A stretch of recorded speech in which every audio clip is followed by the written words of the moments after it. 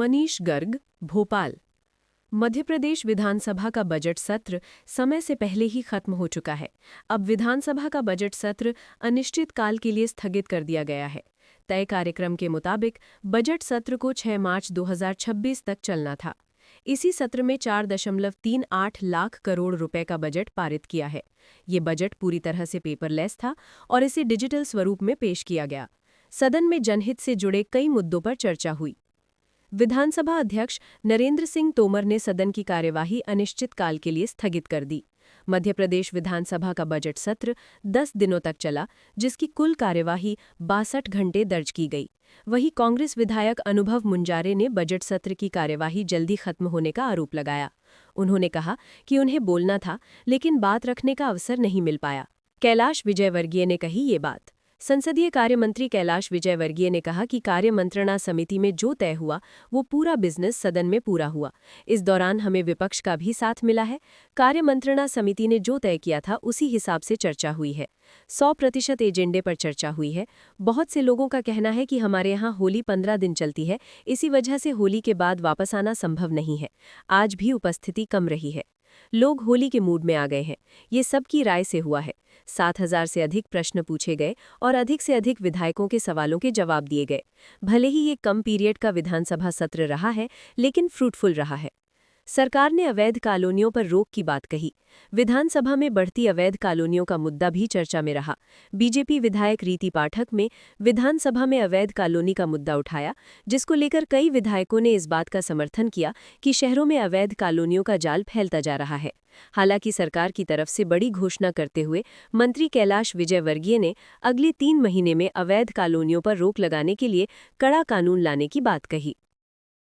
Sir, आज जिस प्रकार से नीचे करो, और नीचे बस बहुत बढ़िया बस। अरे आगे तो बढ़ते जा रहे हैं यार। आज सत्र खत्म हुआ, लेकिन संपन्न हो गया। कैसा देख रहे हैं आप? लगातार कई सत्रों से विधानसभा में आते रहे, अलग-अलग विपक्ष का एक बात यहाँ पर और सामने आ रही है सर कि 2 दिन और चलता तो कई महत्वपूर्ण मुद्दों पर बात हो जाती, और ये भी कह रहे हैं कि हम तो 2 दिन की ही आस में बैठे हुए थे। मुझे बड़ी प्रसन्नता है कि मध्य प्रदेश की विधानसभा में जो भी बिजनेस तय हुआ था कार्य मंत्रणा समिति के साथ, वो पूरा बिजनेस आज पूरी तरीके से विपक्ष के सहयोग से संपन्न हुआ है। और कार्य मंत्रणा समिति में ये तय हुआ था कि प्रमुख विषय पर चर्चा हो और बाकी विषय पर भले ही चर्चा नहीं हो तो चलेगा, बाकी इन प्रमुख विषय पर चर्चा होना चाहिए। जैसा कार्य मंत्रणा समिति ने जो तय किया था उसी हिसाब से पूरा सत्र चला है। और मुझे लगता है कि अब कोई बिजनेस था भी नहीं, और बहुत सारे लोगों का ये कहना था कि हम लोगों के यहाँ होली कम से कम 15 दिन तक चलती है और इसलिए होली का त्यौहार है, तो कृपया वापस जाने के बाद वापस आना बड़ा मुश्किल होगा।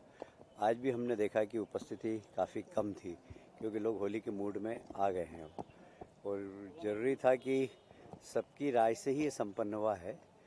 बहुमत इस बात के लिए था कि विधानसभा का आज पूरी कार्रवाई संपन्न हो जाना चाहिए और इसीलिए कार्रवाई संपन्न हुई है। मुझे प्रसन्नता है कि माननीय पक्ष और विपक्ष दोनों ही माननीय विधायकों ने बहुत 7,000 से ऊपर जैसे प्रश्न पूछे गए, ध्यानाकर्षण कई बार माननीय अध्यक्ष की सहृदयता से 2 की जगह 4 और आज तो 6 ध्यानाकर्षण लगाए थे। तो ऐसे ज़्यादा से ज़्यादा विधायकों का पार्टिसिपेशन हो, उनके प्रश्न, उनकी समस्या, उनको लेने का काम माननीय अध्यक्ष जी ने किया है।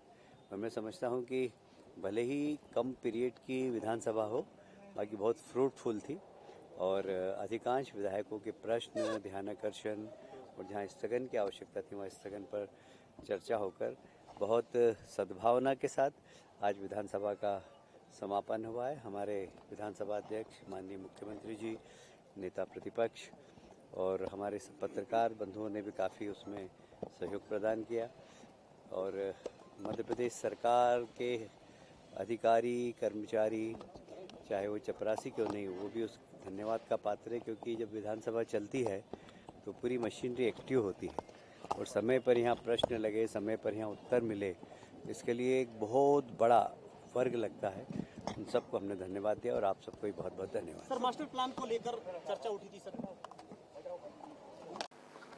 माननीय सदस्यगण, मध्य प्रदेश विधानसभा की 16वीं विधानसभा का नवम सत्र अब समाप्ति की ओर अग्रसर है।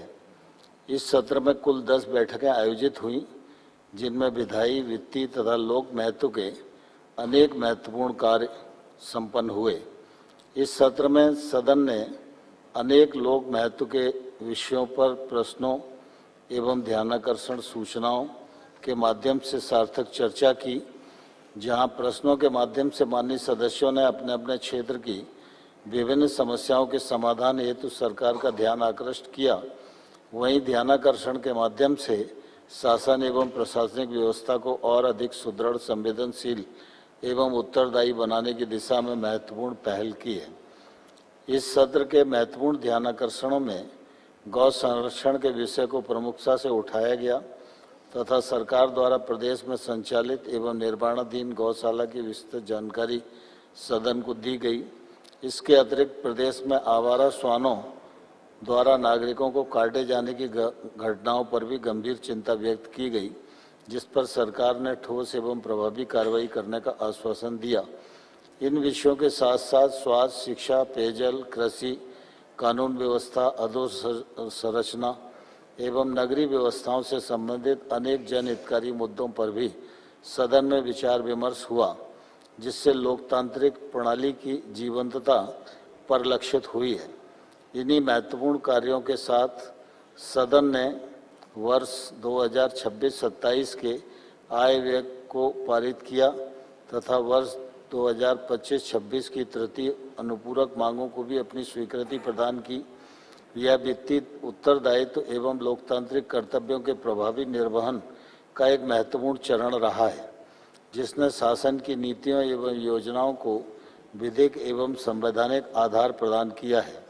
सत्र के दौरान 3478 प्रश्न प्राप्त हुए, जिनमें 1750 तारांकित एवं 1728 अतारांकित प्रश्न सम्मिलित थे। ध्यानाकर्षण की 902 सूचनाएं प्राप्त हुईं, शून्यकाल की 333 सूचनाएं तथा 771 याचिकाएं प्राप्त हुईं। इसके अतिरिक्त एक शासकीय विधेयक तथा 6 अशासकीय एवं एक संवैध संकल्प पारित किए गए।